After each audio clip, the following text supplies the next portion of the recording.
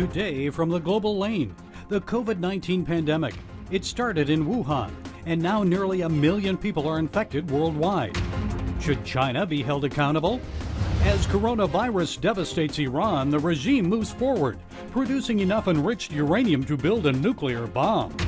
Graduation ceremonies canceled. No visits for potential incoming freshmen. How colleges and universities are coping with the COVID-19 pandemic. Hydroxychloroquine, miracle drug? The FDA gets it right. And it's all right here on the Global Lane. On the home front, an alarming conclusion from the Department of Justice. According to Yahoo News, the FBI has revealed that China possesses a biological security risk to the United States. That conclusion comes after a series of U.S. Customs and Border Protection seizures of undisclosed vials of materials carried into the United States by Chinese biologists. One incident cited occurred in November 2018 at Detroit Metro Airport. Customs agents uncovered vials containing viable MRES, Middle East Respiratory Syndrome, MERS, and SARS, Severe Acute Respiratory Syndrome materials. The U.S. Justice Department report came out last year, just 2 months prior to the COVID-19 outbreak in Wuhan, China. So what should the United States do? How should the Trump administration respond to alleged Chinese deceptions about COVID-19 and this ongoing biological security threat? Retired Brigadier General Robert Spalding, senior fellow at the Hudson Institute, joins us with some insights. General Spalding, good to have you on again, sir. So first, COVID-19. We know it originated in Wuhan, China. Many people believe the Chinese government hid the truth about it. Now the world has suffered economic shutdowns, around 40,000 deaths worldwide. Should China be held accountable, and if so, how? Well, there's no doubt, and I think one of the ways that we can hold them to account is really requiring them to conduct a full investigation where our CDC investigators are actually allowed into the lab, allowed there in Wuhan, the P4 lab, allowed to interview their researchers, allowed to go to the wet market that this virus was, according to them, supposed to have come from. But more importantly, we can actually respond by beginning to decouple from the Chinese Communist Party. It's clear it's not just a danger to our economy as we've lost so many thousands of factories, but it's also a danger to our health and welfare of our citizens. There is no way that we'd have a global pandemic today if the Chinese Communist Party wasn't a totalitarian regime bent on protecting its own image at all costs. And of course, as you say, it isn't only the deaths from COVID-19, it's the economic livelihood of nations. And you have a doctorate in economics, so tell us, who's been hurt more economically from this pandemic? China, the U.S., other countries? Well, I think across the world, all countries will be hurt from the pandemic eventually. And I think the Chinese Communist Party's really experienced it first, so they're the first to get their factories back up and operating. In fact, they're using this as justification for a global push to increase their control over the global supply chain. So while everybody else is dealing with the virus, they're busy at work trying to convince everybody that we need to move more of our manufacturing over there. They also went to the Indians recently and said, hey, let us put up a 5G network so we have access to your population because we use it to track the spread of fevers within China. So it's a good idea if we install this for you. This is what's going on right now. So if you think about it, this was written about in the book Unrestricted Warfare by two PLA colonels. How you take advantage of a crisis by actually advancing your economic and overall power by taking advantage of the countries that are facing the crisis. This is what's going on now. And there's a lot of speculation on social media, and I warn people to be careful about what they take for truth on those platforms. But a lot of people wonder about the origins of this virus. And Senator Tom Cotton speculates it may have leaked from a level 4 super lab in Wuhan. We've seen two explanations from China, one that it came from diseased bats in a wet market in Wuhan, another that the U.S. military was responsible for unleashing it on China as a bioweapon. Now, you served as senior defense official, defense attaché in Beijing, chief China strategist for the chairman of the Joint Chiefs of the Pentagon. So what are your thoughts about that? Well, I have a personal opinion on the origin of the virus, but I don't have any facts. And here's the challenge that we face. Nobody's going to have facts. Everybody that speculates that the virus came from the wet market is doing that based on conjecture. They don't actually have the evidence. Anybody that speculates it's coming from a lab, they're also doing that based on conjecture because they don't have the evidence. My guess is we'll never have the evidence because that's the nature of a totalitarian regime. You know, there's a lot of things that we learned about the Soviet Union after the fall of the Berlin Wall and the crumbling of the former Soviet states. But we're not going to find out what actually happened with this virus until the Chinese Communist Party is no more. And who knows when that'll happen. So in the meantime, we need to protect ourselves because we can't trust. We know for a fact that they're doing biowarfare research. That is probably dangerous when we have such connectivity, particularly with airlines coming back and forth every single day with Chinese passengers. And we found out during the pandemic, if only 3 weeks earlier we had been warned, we'd have 95% less infections right now. This is a challenge of being connected to them. Okay, and now the other challenge that FBI DOJ reported seems like Chinese biologists are covertly bringing in all kinds of biological agents into the U.S. Most of these have legitimate research purposes. Now, you served as Senior Director of Strategic Planning at the National Security Council. So what is your assessment? How great is the security risk to the people of the United States? Well, you know, they're shipping all kinds of illicit things in the United States. I mean, we already know that they ship in, you know, things that poison our pets or exploding toys. We also know they ship in fentanyl.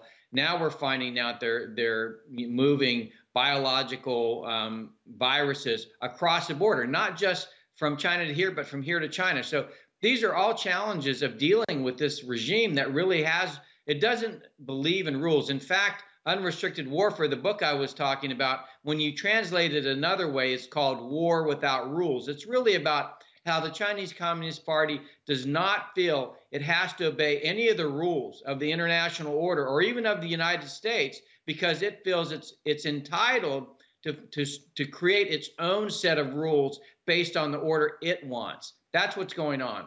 Okay, some excellent insights from someone who knows, retired Brigadier General Robert Spalding. You're a senior fellow at the Hudson Institute. Thank you for taking the time to share your thoughts with us today. Thank you for having me.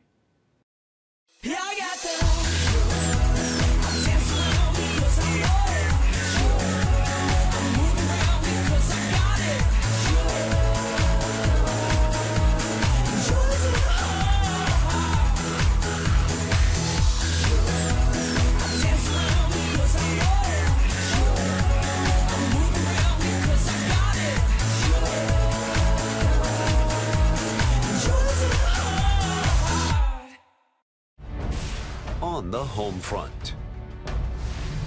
Thanks for joining us for CBN's On the Home Front, where we highlight what the men and women of America's military do to defend our country. CBN honors the men and women in our military with an initiative called Helping the Home Front. It partners with churches across the country to meet the needs of their military families, from repairing homes to wiping out medical bills for wounded veterans. On the home front, Tuesday morning at 10:30. If you want to be an attorney with a passion for serving people and for excellence, Regent University needs to be high on your list. Regent's award-winning law school doesn't just create lawyers. We create leaders, judges, prosecutors and defense lawyers, civil litigators, and leaders in government. My focus has been trying to really make sure we have the future leaders we need for the bench and the bar and for society generally. You'll learn from highly credentialed leaders who are current and former judges, distinguished scholars, and ACLJ counsel. I'm so glad I chose Regent. The relationships here have been amazing. The faculty have been amazing. Not everybody's called to the same thing when they leave law school, but they're called by God who has a purpose for their lives, and He is going to use that education to make a difference in the world. Regent will prepare you to be a purpose-driven, practice-ready lawyer. To start your rewarding law career, complete the online application, submit your transcripts, and take the law school admissions test by July. Apply today. In the Middle East, as Iran musters national resources to combat the COVID-19 virus, it is also building up its stockpile of enriched uranium. As a matter of fact, the Islamic Republic has now enriched enough to pass the nuclear bomb creating threshold. That word this week from the International Atomic Energy Agency. The IAEA says Iran's uranium stockpile now stands at 1,510 kg. That's about 1,200 kg more than allowed under terms of its international agreement. Well, a stockpile of 1,000 kg is enough to be refined to create a nuclear bomb. Here to weigh in is retired Special Operations Lieutenant Colonel Sargis Sangari. Mr. Sangari is CEO of the Near East Center for Strategic Engagement. Sargis, good to see you again. So how concerned should we be right now about Iran possessing a 1,500 kg stockpile of enriched uranium? Gary, it's good to be here. We should be concerned to the fact that right now Iran has enough material to make a bomb. With that said, they also have 1,000 centrifuges that they could go online within a week and create whatever else they need for their requirements to be able to sustain themselves when it comes to their nuclear ambitions. And of course, we already know how they've threatened Israel and other countries in the region. So what should we do about it? President Trump said the United States will never allow Iran to have a nuclear bomb. What should be done? Well, you have to continue with sanctions. You cannot let your foot off their neck. Unfortunately for us, with what is happening with the coronavirus, the COVID-19, right now you have the Shanghai Cooperation Organization led by China and Russia that Iran is part of, a member nation with, is already operating in the underbelly of NATO with trying to win friends within Italy and also within the EU. And EU would be very critical to us as far as the sanctions are concerned. If you cannot rely on our European partners to ensure that those sanctions are kept on Iran, it would be very difficult for us to be able to check them. Well, you had mentioned the COVID-19 virus. Now, the Islamic Republic, like many other nations, is battling COVID-19, the pandemic. They have the largest number of cases in the Middle East, at least 45,000. And a dissident group, the National Council of Resistance of Iran, claims 15,000 deaths there, including 17 senior regime officials. So why so many in Iran? What's going on? Well, Iran had a wide relationship with the Chinese government. You had 500 individuals that were studying in Ulm itself when the virus broke out. So this is a reality of them having a very close relationship with China. And this virus, this pandemic, originated in China, in Wuhan, and has infected individuals in Iran. But the Iranian government doesn't really care about their people. They only care about the ensuring that the regime is maintained. Well, they care about power, and so then what impact might the virus and the mishandling of it in Iran have on the regime's ability to maintain power once the pandemic passes? The only thing it has done, it has created infighting, but this infighting was already taking place within Iran itself, to include where Zarif last year submitted his resignation because he wasn't happy with what Soleiman was doing within the region. The death of Soleiman gave an opportunity for us to reset everything in negotiations. Unfortunately, right now, the focus is to be able to alleviate some of these sanctions, which really we have never, ever put sanctions on humanitarian efforts against the Iran populace. But what happens is every time Iran receives humanitarian support and effort, they turn around and actually use the dollars that are designated for those requirements for their own power base. Thank you, Sargis, for sharing your insights. We appreciate you. Much appreciated. God bless. If you want to be an attorney with a passion for serving people and for excellence, Regent University needs to be high on your list. Regent's award-winning law school doesn't just create lawyers. We create leaders, judges, prosecutors and defense lawyers, civil litigators, and leaders in government. Ready to become a purpose-driven, practice-ready lawyer? To start your rewarding career, complete the online application, submit your transcripts, and take the law school admissions test by July. Nutrition, exercise, essential oils, weight loss, and more. It's Healthy Living with Lori Johnson. Talk about what's in this. Join CBN Health reporter Lori Johnson to get the latest information from today's top health experts. This is fantastic. Find out what you need to know to live a healthier life. Watch Healthy Living, Tuesday night at 9:30.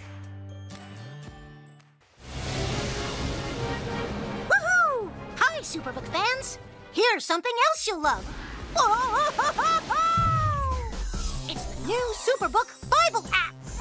It's packed with games, activities, and Superbook episodes that you can watch for free. Oh, no! There's trivia, a fun daily devotional, and answers to your Bible questions. Plus, an easy-to-understand Bible the whole family will enjoy. You can even create your own Superbook character. Ta-da! Whoa! Millsburg Falls, man. Come. Sorry, pardon me. Sorry, excuse me. Ouch! Are you getting this? Earn super points to win daily prizes, too.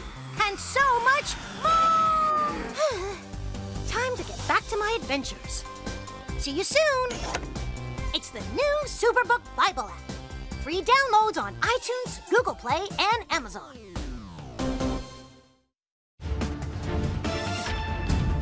Colleges and universities around the country have shut their doors in response to the COVID-19 pandemic. Many are completing their spring semesters online. So what challenges and disappointments lie ahead for millions of students, and how are colleges and universities working together during this crisis? Well, here to set us straight is Tim Gibson. Mr. Gibson is a retired Brigadier General for the U.S. Air Force and president of the King's College in New York City. Tim, thank you, sir, for joining us today. So New York City is definitely facing a crisis. It's kind of eerie seeing the streets of the city nearly vacant. Now, I know you shut your college down, so how are your students doing with this shift to online education? Well, Gary, thanks for having me on.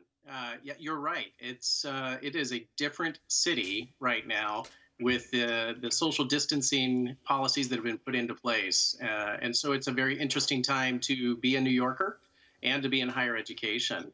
I guess the one thing that I'd start with is we haven't shut down, as it were. We've shifted to remote delivery of our courseware, but we're still very actively pursuing the high quality education that the students have enrolled in the King's College to get. And I've been very pleased and frankly proud. I'm admittedly biased towards our staff, faculty, and students.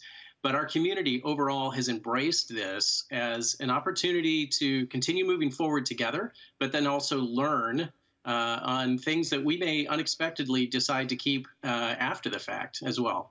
So what's the biggest challenge that colleges and universities are facing as a result of this viral pandemic?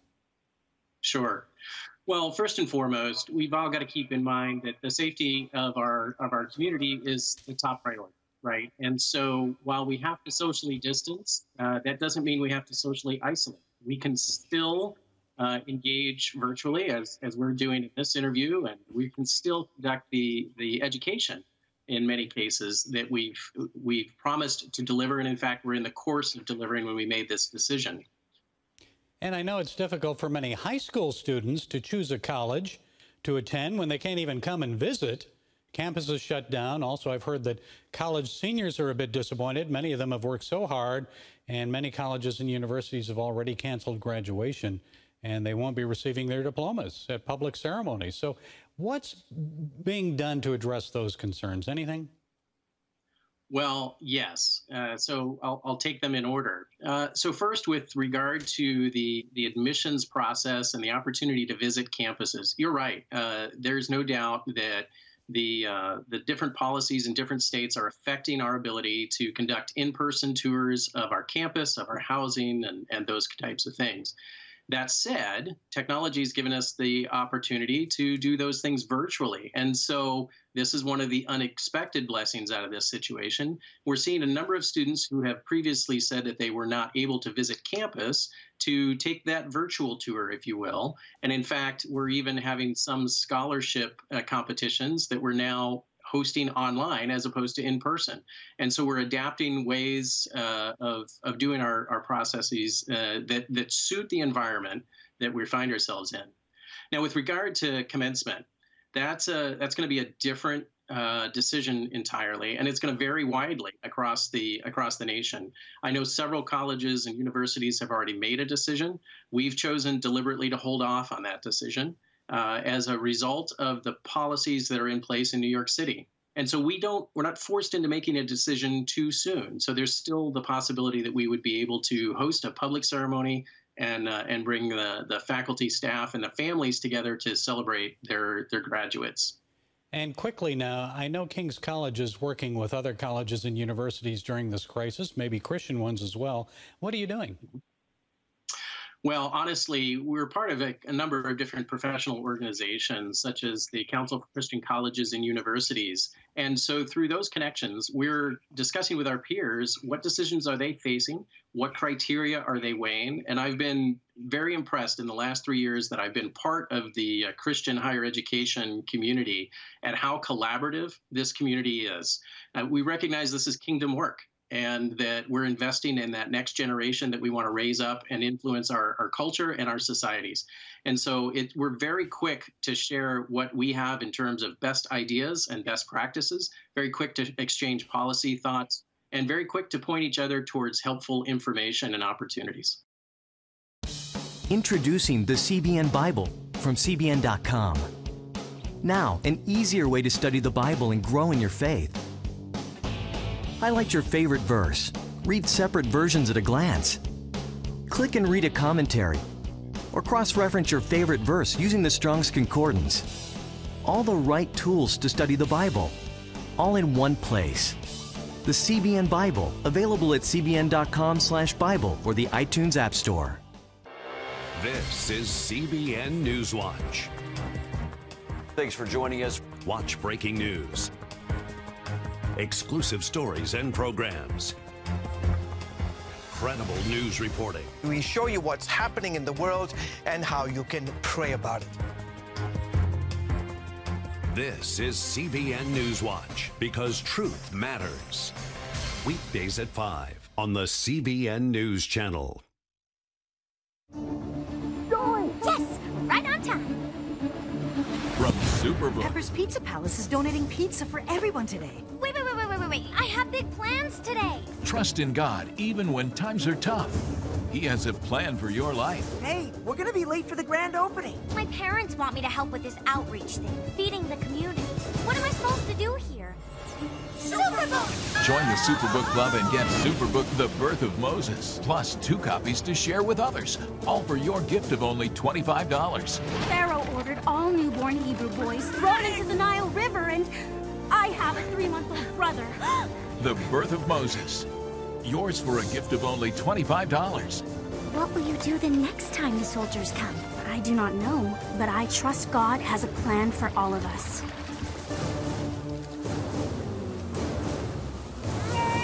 Superbook Club members free streaming for seasons 1, 2, and 3 is now available. Early on in the COVID-19 crisis, President Trump insisted the anti-malarial drug hydroxychloroquine could be, quote, the biggest game changer in the history of medicine. Now, some members of the president's coronavirus task force said evidence of a coronavirus cure from taking that drug was purely anecdotal. But now the FDA has authorized emergency use at hospitals to treat adult and teen patients diagnosed with COVID-19. Is it a miracle cure? A Florida businessman told CBN News it worked for him. Rio Giordanieri says he was near death and was given hydroxychloroquine as a last resort. I don't have any scientific facts to back it up. I can only tell you I went to sleep in major pain with a fever for 9 days that wouldn't shake. And when I woke up at 4:45 in the morning, I was feeling great. Giordanieri was discharged 3 days later. If hydroxychloroquine and chloroquine have worked for so many people, why so much resistance from the medical community and some state governors, other politicians? Well, joining us with more is Dr. Elizabeth Lee Vliet. Dr. Vliet is past director of the Association of American Physicians and Surgeons. She's founder of the ViV Life Center and Hormone Health Strategies of Tucson, Arizona, and Dallas, Texas. Dr. Vliet, so why has there been so much resistance to allow COVID-19 patients to be treated with a drug that has worked for some people? Well, Gary, I think part of the issue is that Dr. Fauci and President Trump are coming from 2 different perspectives. Dr. Fauci is a researcher and is involved, has spent his career being involved in randomized clinical trials and testing and developing evidence about how we can be sure that something is effective across a broad scale.